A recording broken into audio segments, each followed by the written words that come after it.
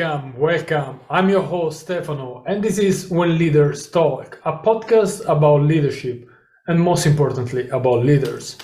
Episode 7, our very special guest is Rose Mary Garcia. She is the Vice President for Economic Growth and Governance in DD Global. DD Global is an organization that works in economic and trade development, especially in the international environment. So Rosemary, in her career, in her almost 30 years of career, she had many interesting positions, both in the academic world and in the economic financial world, until the position that she actually has. She has worked not only in the offices, she has worked in the field, in Ecuador, for example. So she's used to travel a lot and to work a lot. And actually, as she said during the interview, being a workaholic probably is the most important weakness that she has. The conversation with Rosemary touches upon many very important topics, one of which is the role of women in leadership position and how they can balance life, family, and work, and all the challenges she has gone through. For example, the beginning, she has a degree in geology that was basically one of those fields, mainly masculine, if you want, so mostly men, and she was one of the few women working there. And this was one of the biggest challenges that she faced.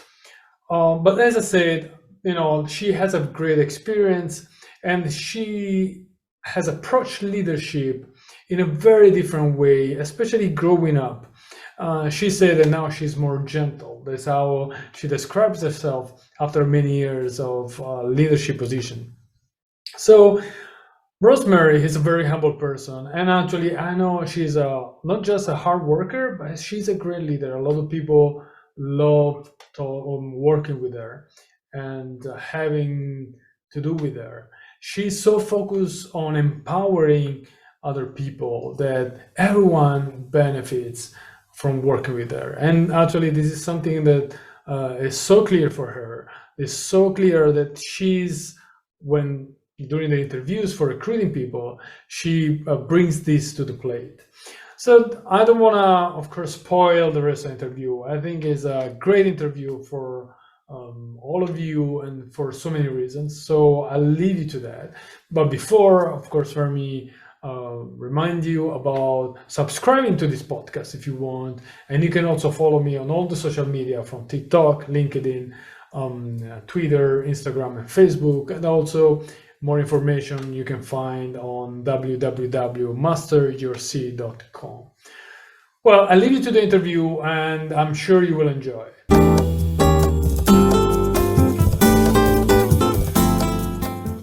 So welcome to Rose Mary Garcia, Vice President for Economic Growth and Government at DD Global. Thank you for being here with us. Thank you so much, Stefano. It's a pleasure to be here with you. I look forward to the conversation. Yeah, and it's gonna be a conversation on leadership. So we're actually gonna explore your wide experience on leadership, because as I mentioned in the introduction, you've been leading not just organizations like DD Global or part of the organization like DD Global, Creative, and others, but also volunteering associations and so many other things. And I saw that actually you work also in the Naval Academy. It's very good. I've been in the Navy for a bunch of years, so it's a connection. Yeah.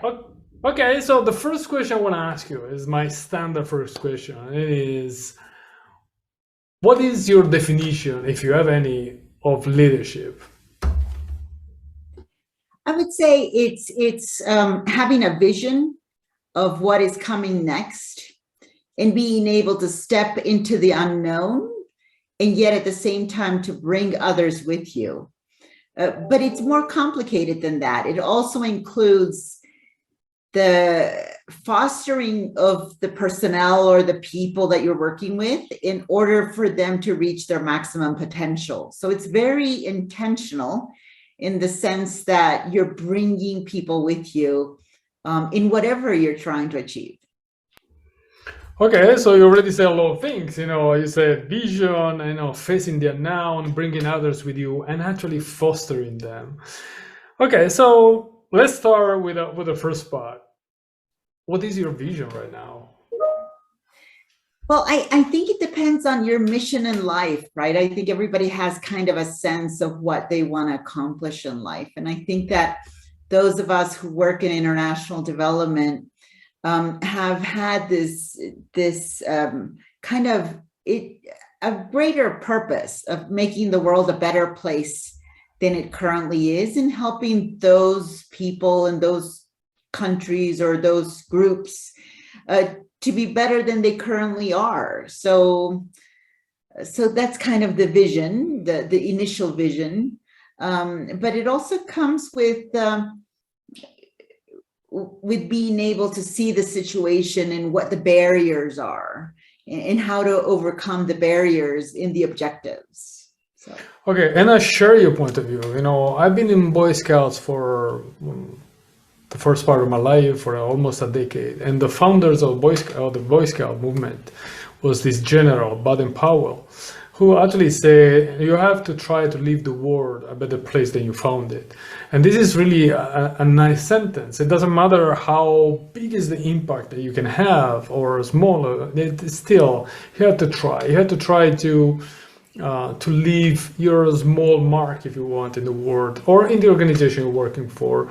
And of course, when we look at your work, because basically you work with people who have some problems, and you help these people finding a solution to their problems, right? So how do you approach your work? What is the motivation that you have when every day you go to work, and you travel a lot too, so you go on the field a lot? Yeah, it's always with the intention of doing more than what is expected. And it's always with the expectation maybe that you deliver as a contractor, as a consulting firm, we deliver international development implementation. So, you're expected to deliver at this stage, but then it's about pushing yourself to deliver at a higher level. And in what you need to do in order to be able to do that, because the resources for international development are very limited, and the problems are so huge that you get the smallness of the resources and you try to do the very best you can. Well, you have a very clear mission, and I see what you see, and the way you smile, and you love this job. But how do you transmit the motivation, your vision, your mission to the people that are working with you? Oh, it's about connecting with the people. It's about not only connecting with my staff and the people that I work with, but really connecting with the people that you're working with in terms of being able to hold hands kind of in this mission of changing certain things. And so that way they come with you in the process. And it's really about human connection, right? And it's not at an intellectual level, right? It's at a heart level in regards to what drives you to accomplish more. It's basically, it's deeper than the logic or the processes or what you do. It's about the intention of doing the best you can. Okay, I understand that, and it's but there is another layer I want to add to it. So when you talk about human connection, normally now there is a lot of talking about emotional intelligence, and empathy. How do you build your emotional intelligence? How do you actually? Let me ask you a different question. How do you rate yourself, on the emotional intelligence? Very high. I think that I have a very good sense of being able to read people, and being able to feel the energy of the room, get a sense of, be empathic to the causes that are driving the problems in the countries where we work. So I think that, I think that in order to be a leader, you have to have a very high emotional intelligence level. Not only on the empathy part, right, of the people that you're working with and the situations that they face themselves in, but also in being able to understand the constraints. And the constraints are sometimes not structural. They're sometimes it's people obstructing the processes to make things better. So you have to understand, we call it political economy analysis, right? We basically need to understand the politics, the underlying politics, and what is driving the stuckness of the development process. Okay, basically what you say is that that there are, of course, you call it constraints, but it's more like the human behavior. At the end, politics is just human interacting, more like a strategic level probably, but still interacting and trying to accomplish something. Hopefully for the best. We really hope it's always for the best. Well, the other thing that you mentioned when you described the leadership was the challenge. I mean, you, as we say, you had experiences on very difficult situations. Which is the biggest challenge you have faced, and how was the outcome? Well, there's been a lot of challenges in my life, right? First, I majored in geology in the 80s, right? And I was one of the very few females in the geology department where I studied. So being in a male-dominated world was a challenge, right? And I think that it has taught me a lot in terms of how to overcome obstacles and how to not let perceptions constrain you. So it's the same thing with, I am a Bolivian American, right? So I am a Hispanic American in the United States, where there are racial constraints, and there are sentiments of what we can accomplish and what we can't accomplish, and there are biases, right? So I've also faced those kind of constraints, and I think that overcoming them is, I hate to say this, but it's mental, right? It's like you don't allow the external forces to constrain you. You kind of decide what your goal is, and then you forge ahead. And so I don't know. Okay. Well, so there were a lot of changes. There were a lot of barriers you had to break, right? As you mentioned, you were a woman in a world of men, and you were Latin origin, so in the United States, and despite diversity is actually one of the main characteristics of the United States. Still, we know that there are some resistance to it, if you want to put it in a way. Well, let's linger a little bit on the role of woman in leadership. How would you assess the situation now? The women have fought a lot for gaining prominent positions, and we've seen leaders. We've seen many leaders actually succeeding. And yourself, for example, I mean, you're the vice president of a big organization, but we know that there are even prime minister, the chancellor of Germany. The Merkel has been in power for 16 years, and New Zealand, she recently resigned, and other countries. We know that there are actually really successful. How would you rate right now the position of women in leadership positions, and how important is for you to keep fighting for having more successful women? Yeah, so I think things are improving in some areas of the world a lot faster than in other areas of the world. It's still a challenge. The gender norms and the gender traditions in some cultures are still maintained. And it's very difficult for women to step out of their role in what is expected from them from the culture to be able to take leadership positions. I think in the West, in the northern countries, we've made a lot of advances, not without its prices, right? Because balancing career and family is just very, very difficult. And I think that those of us who have tried to do it have felt frustrated because we can't fully dive into one and fully dive on the other role of being a parent and a wife, et cetera, et cetera. And trying to balance the two is a huge challenge. And yet at the same time, I think that I don't think we're ever going to accomplish gender parity if women don't step into male-dominated roles. That is a requirement for us to become viewed as equal. So I think that we still have this challenge of also taking women in more traditional cultures to be able to also think the same way, to be able to think that doors will open and that they need to move forward in order to be able to live their dreams, right? Because that's what it's about. It's about how they or the culture constrains them from the dreams that they might have for being able to accomplish things that they want to accomplish. You know, I'm originally from Bolivia. So Bolivia, we're a mining country, right?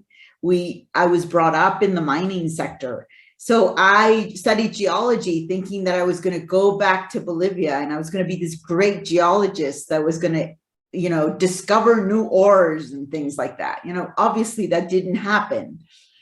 But returning to Bolivia and seeing the constraints that I had as a female geologist, they were just too overwhelming.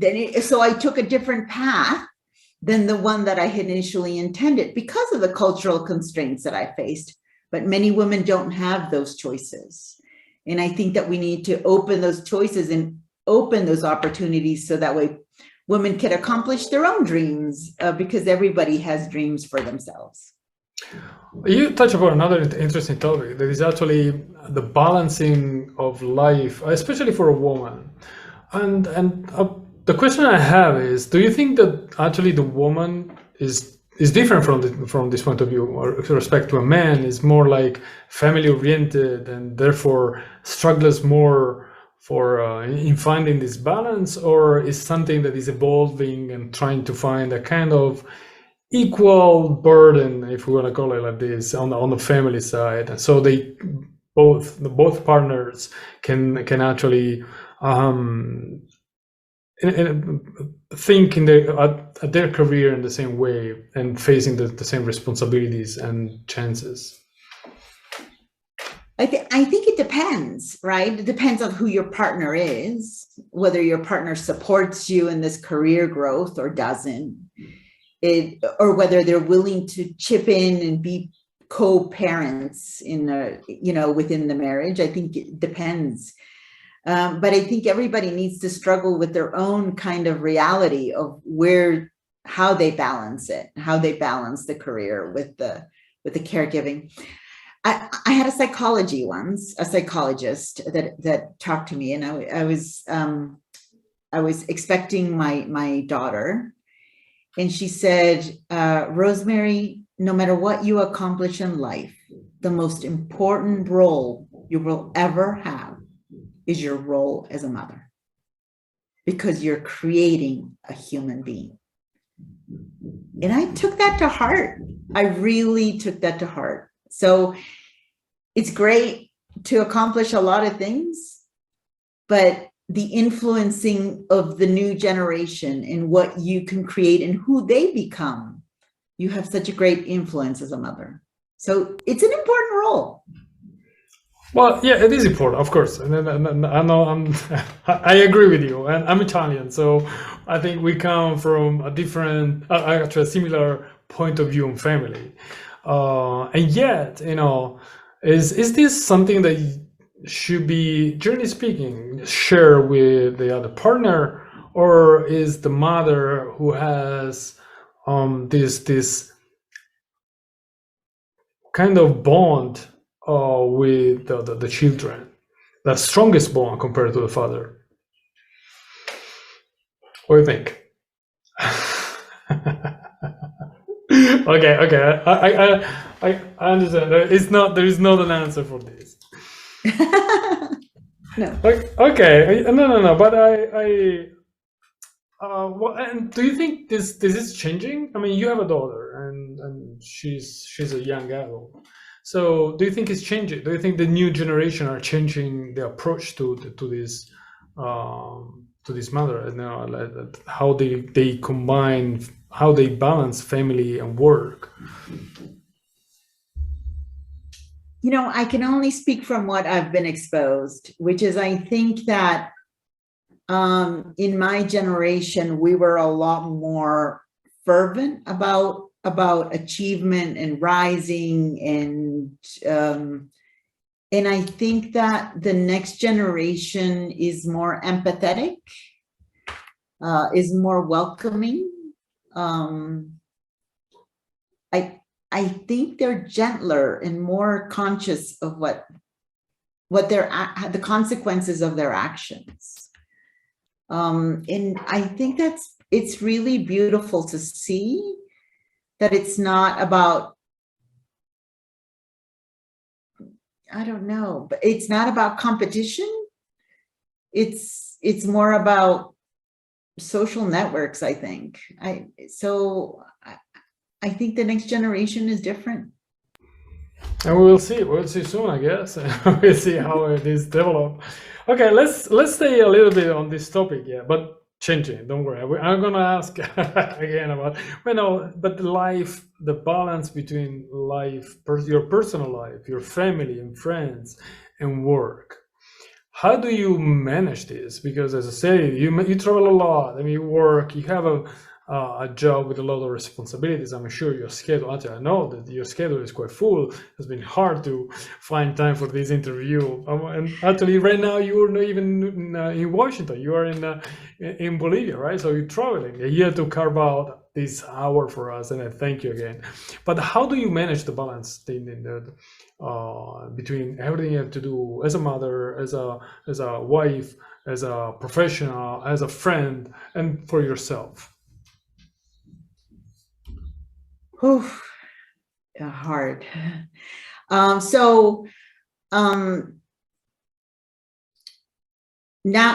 that my daughter is a young adult, I can balance a lot better than I did before. When she was young, it took a village. It took my family, it took my brother, my sister stepping in, my husband stepping in. It took basically people trying to chip in where they could, and me asking for help when I needed. So yeah, it was really difficult to balance. And I think, unfortunately, work was number one. My daughter was also number one, and then the person who was not on the list was me, right? Because I ended up really putting in a lot of work, and then also being very intentional about spending quality time with my daughter. Do you think that putting yourself in a lower priority allow you to, actually not allow you, but made you lose something about yourself? Or would you change something if you could, talk to yourself 16, 18 years ago? Would you change something? Would you tell something to like? Yeah, I think that if I would go back 16 years or, whatever, however many years, I think that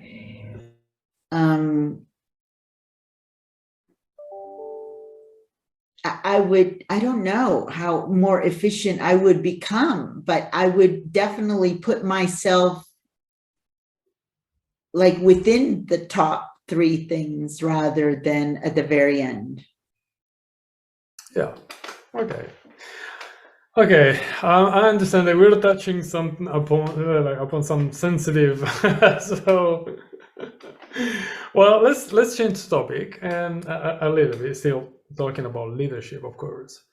So earlier we talked about challenges, and you mentioned some important challenges you faced, especially at the beginning of your career as a geologist and everything else. Well, sometimes despite all your effort, not everything goes right. Actually, something can go wrong. So I would like to share with us, which is the biggest failure that you have uh, achieved, and how did you deal with it? How did you deal with it? I think the biggest failure is when you aren't fully mature yet, right? And you approach leadership as an ego thing, and you think you're right. And then it could create dysfunctionalities in an organization. And it comes from lack of empathy and lack of vision, that your actions have consequences. So I'll be honest. I mean, my greatest failure has been when I was in an organization, and we basically had two camps. It was a pro Rose Mary camp and a pro X camp, right? With very different visions on where the organization should go. And I thought I was right. And the problem is that when you think you're right, you have people that follow you, but you don't understand, and you're not empathetic about the fact that you're right. Doesn't come from your heart. It comes from your own ego, right? It comes from your own kind of, you want to be strong, you want to portray an image, you want to show the world that you're right.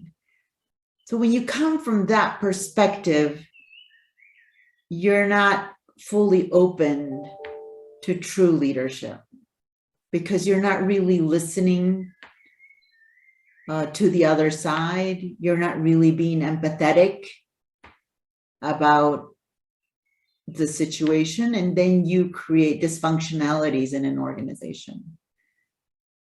I've been in organizations that are very dysfunctional, where one division fights with another division, or, it's kind of like, and it doesn't stem from empathy and coordination and being able to be one team and being able to work together. And I think that there needs to be a level of maturity that you obtain through life that then allows you to become a different type of leader.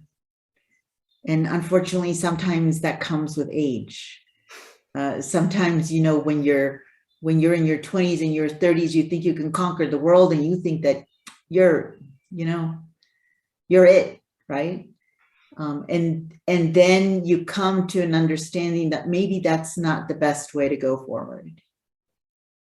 So you were talking about this example, this failure where actually there were two camps, as you describe it. How did you deal with that? When I guess you realized probably you were not right. I don't know what happened, but what happened, and how did you deal with the outcome? So, like all lessons come with pain, right? Oh yeah. So like all lessons, I left, and then the other person left. Oh. So we both left. And I think that from that leaving of that experience, from leaving the organization and just leaving the situation, I became a consultant for 2 years, So it was a very radical act from you, a kind of refusal, a total refusal. Yeah, and it's through the pain that you reflect on your actions, on what you could have done, on how you could have worked together. So there was a moment in which, like a kind of a switch, shift in your thinking, that you understood that probably you were not right, or probably you could have considered this. How did it happen? Like I said, it's through pain. Okay. So when you're all of a sudden you change your situation, right? And it's reflected in where you belong, your sense of self. Sometimes our own identity comes from the roles that we have, right? We believe that we are, the vice president of economic growth and governance, right? You believe that your identity is that role, right? But when is that stripped away and you're just your core person, it gives you time to reflect that first you're not that identity, right? And then who are you as a human being? And did you really have to fight those battles? And were they really about what was right for the people, what was right for the organization? Or were they just about you getting your way? And that's very painful, but it's a life lesson that then in the next leadership position, you don't make that mistake again. And I love what you say, that you are not your work. I know, and actually some people probably they think they are. I mean, or they are so immersed in the work that they don't see anything else, and everything is their career, and that's all they have. And it's a choice. It's always a choice. It's no one is forcing anyone. I'm not criticizing, but this is the right path towards burnout, basically. Normally that's where you normally go. Okay. Well, and what are the values that you have developed on those years, especially since then, since this pain that you suffer? So I would say for any leader in the world, it's first work on yourself. You need to start from you. If you're honest with yourself and you grow yourself as a person, and you could look at yourself in the mirror and really who you are, not the role, but who you are as a human being, then you approach the world from a different perspective. So I think that I have emerged as a leader that really wants to allow people to reach their full potential. And I think that I try to remove myself from the situation and empower my people, because I think that that's my role now. It might just come with the gray hairs, right? That I'm mature enough to be able to say, you are the next generation. And it's just about empowering to full potential. And I wasn't ready to do that when I was 40 or 35, it comes with maturity, but it comes also with first working on you. You need to work on you before you can allow others to shine. Self-awareness. Self-awareness is the first part, it's really the first step for a successful leader. And then there is self-acceptance. And then everything else, right? If you don't know who you are, if you don't accept the person you are with all your weaknesses and strength and your beliefs and values and also biases, you have to understand what are your biases and fight a little bit against them. And what are your biggest weakness as a leader, of course? I don't know if it's a weakness or a strength, and I think that's the problem. I think I tend to be a workaholic. Okay, going back to the balance between life and work. Yeah. It's not being able to balance. So I tend to be a workaholic, and I also tend to surround myself by people that are very hard workers. So I think that it's really great. I create teams that achieve a lot, which is really exciting. But it goes back to the balance, right? It goes back to sometimes I dive. My husband says, you dive and you forget to eat, you forget everything, and you're just lost. You're just not here. So yeah, that it's a big one. Okay. Is there any commitment that you're doing to yourself to be better at it, or you're accepting it and just go with it? This is probably more like a coaching question, but so the commitment is that I need to take care of myself. That I'm at a stage in my life where it's important for me to take care of myself. So the commitment is that I have dinners with my husband, that we have real dinners and that we cook together, and that's progress, right? Oh yeah, of course. So I think that the commitment is there and the effort is there. Not quite perfected. No. I don't think perfection is for humans. So, but what I personally appreciate is actually your openness, your being truthful and honest, and actually showing a part of yourself that is probably more hidden, or in a way.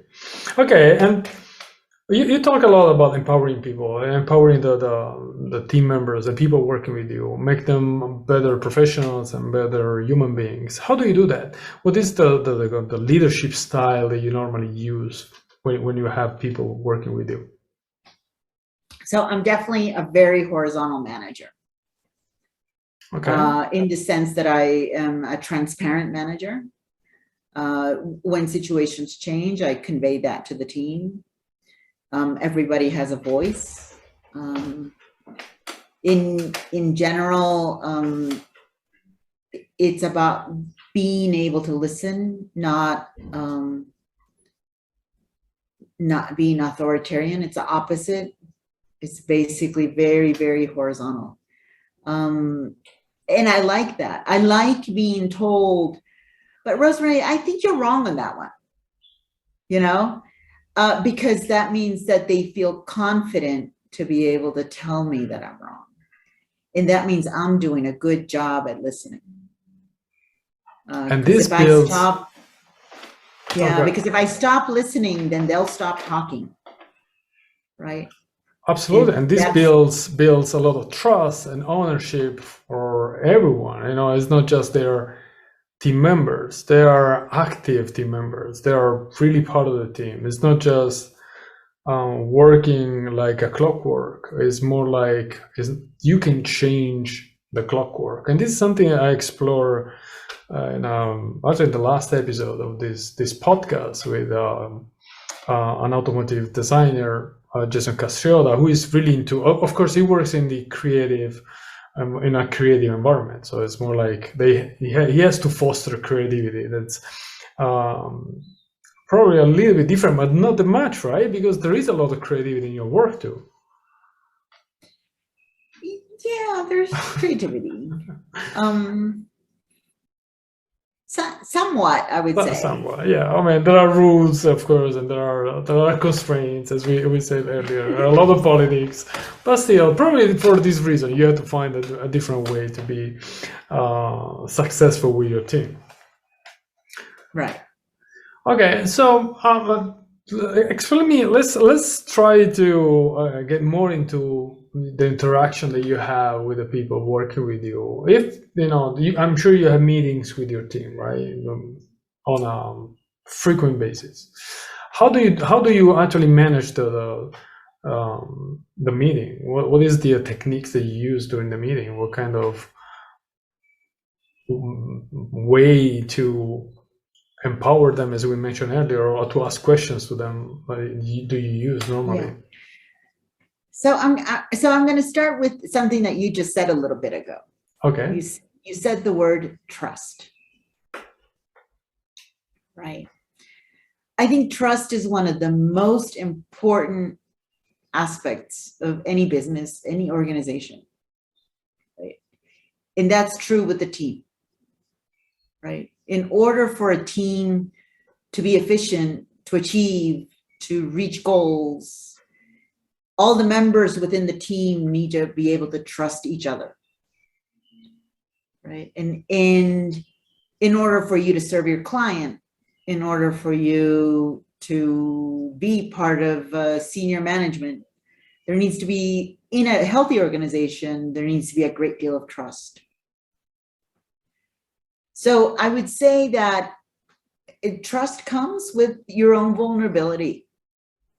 Yeah? Okay. Being able to expose yourself, your vulnerability to your team members, and for them to then understand that you're being truthful with them.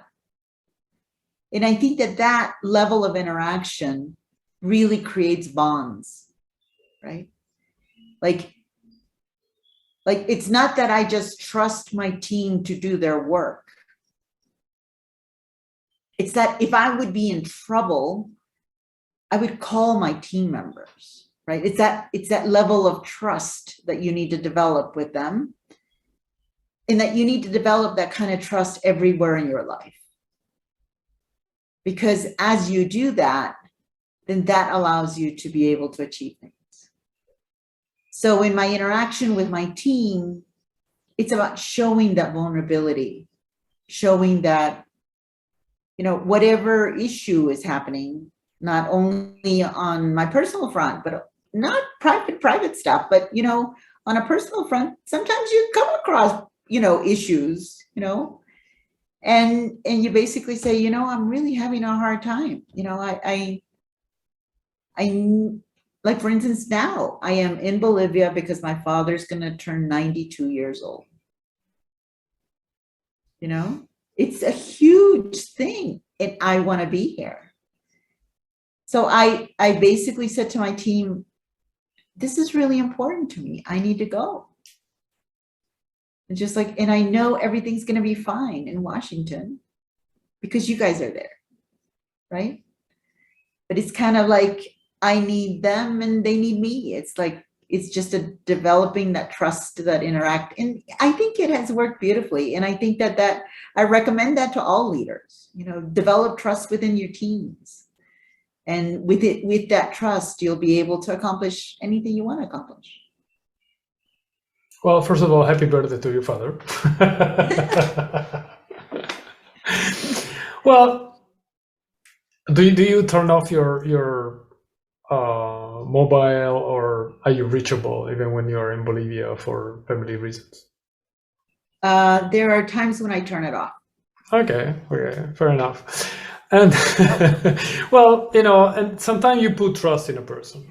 You normally, for example, I tend to do it really at the beginning. It's like, okay, this is my trust for you. And once I get to know a little bit, I give you my trust, and then we will develop on it and then see how it goes.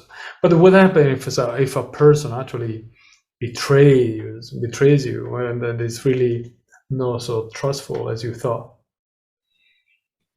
I think that comes from your ability to read people. I think that comes from the emotional intelligence part, right? Being able to not be fooled. We all are fooled at some point, right? Oh yeah. Don't tell me. Sure. But I think that learning from that is being able to accept that everybody's doing the best they can, given the information in their own capacity. And I think that when you come across people who betray you, if you come from that angle of, oh, that was not what I expected and it's just so bad, instead of reaching to anger, reaching to the empathetic part of you that basically says, wow, that person's dealing with X issues or Y issues, and maybe I shouldn't take it so personally. So you give another chance. You tend to give some. But of course, Go But ahead. I'll tell you what, I am very, very picky about how I recruit. Oh, tell me about it then. How do you recruit? I guess you interview people. You have some discussion. How do you approach it? When you select a person that could work with you. Yeah. So recruiting is one of the most important things you will ever do as a leader. And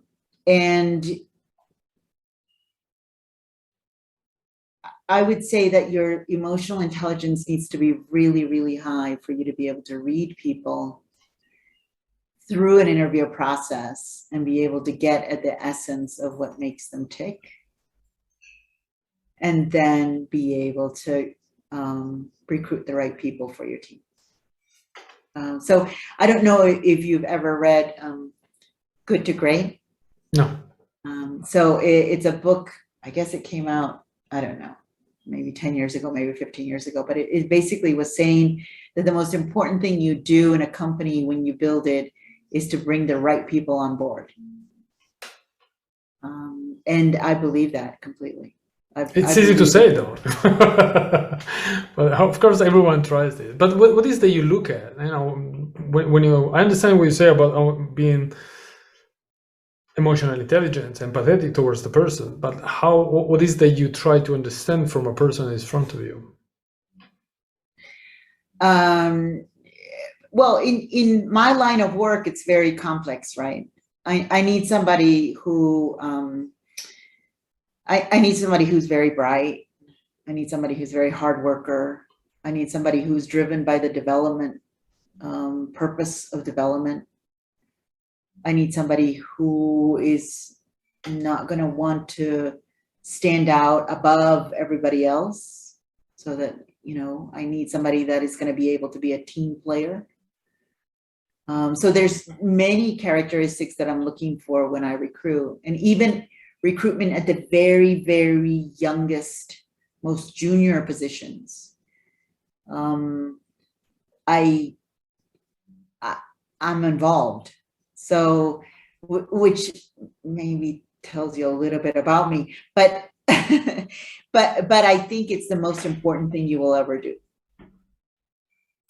Well, let's kind of change perspective. Now, let's say that someone is coming, and is going to be interviewed by you. Why should this person be willing to work with you? What do you bring to the play? What are you going to offer other than money to this person and great experiences, I'm sure, and the great work that you do? But what is that is special about Rose Mary as a leader? I think it's the fact that I'm going to approach it from, how are you going to grow with me? And how am I going to let your assets really shine? Beautiful. And how I'm going to complement your weaknesses with other people so that way your weaknesses don't show up. Beautiful. So Yeah, it is. I mean, it's something that I guess so if you are listening to this podcast and want to work with Rose Mary, what you need to have and what to expect from her. But actually, this is something that I guess most of the people would like to hear. It's not just finding a job, it's more like growing and having space to grow and working together and be a better person. It's not just really occupying 5 days per week or even more. It's much more than that. And I really share. I mean, and I like your approach, but this is very personal, of course, and it's not like not everyone will think about the same. Right. So, Rose Mary, you have a very long experience in those. I count 30 years of work experience, pretty much in different positions. From and mostly leadership position. So how did leadership change it? Not only for Rose Mary, but in more like in a general way. What have you noticed in your life? I think as you get older, you become gentler. Oh, okay. I think that you become gentler, you become more empathetic, or at least I have. I think. So you think And like a younger leader is more like strict, more energetic, probably. more energetic, maybe more about the goals to achieve rather than, I don't know. But overall, I'm a very results oriented person. So I think how I achieve those results are very different today than they were 20 years ago. Before, I would say, do you know the expression bull in a china shop? Okay. It's kind of like, you just go forward. Yeah. Now it's a gentler leadership. It's a more of a listening leadership. It's I don't know. Maybe it's level of security, right? I'm more secure of who I am as a leader. Yeah, I mean, of course, you have, as we say, a long experience, so they make you, and as you said, pain is a great way to understand and to learn. Yeah. It's painful, as the word says, but it's a great way to do it, and normally it's the best way for each of us. So, would you consider yourself a successful leader? Oh boy. I know being humble is one of the qualities that a leader should have, but putting the humbleness apart for a second,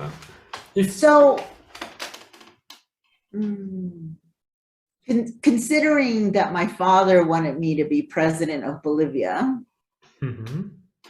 when I was young, I would say that he wanted me to function in realms that are completely outside my capacity. So I think that would be a totally different way of leadership that I'm not equipped to do.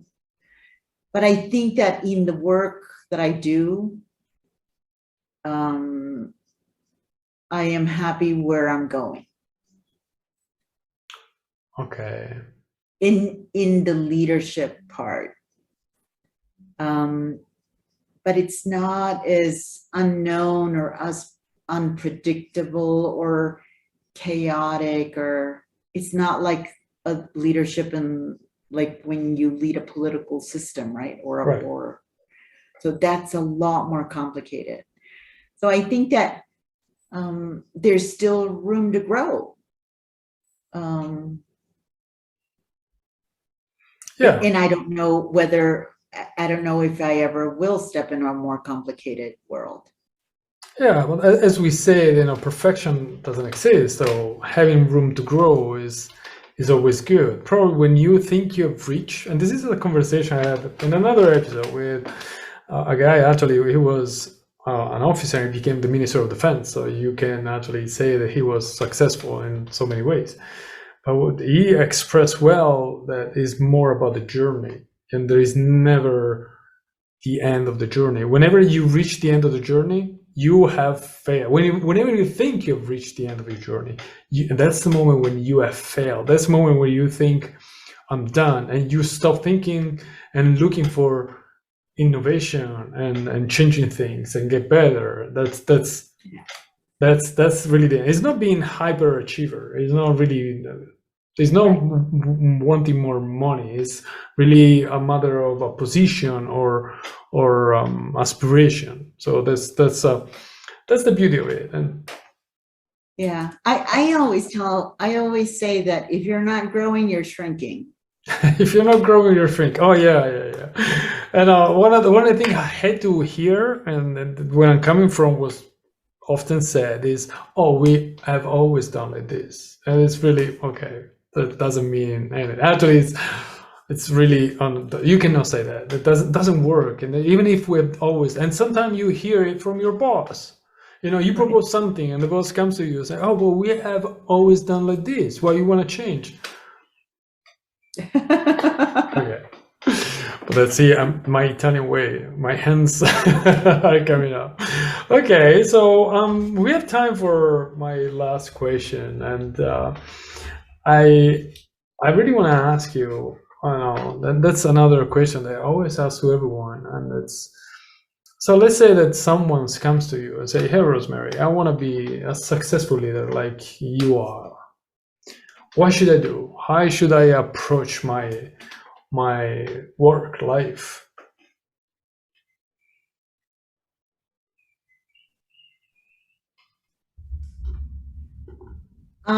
So everybody is either extrovert or introvert, right? And there's different challenges in both.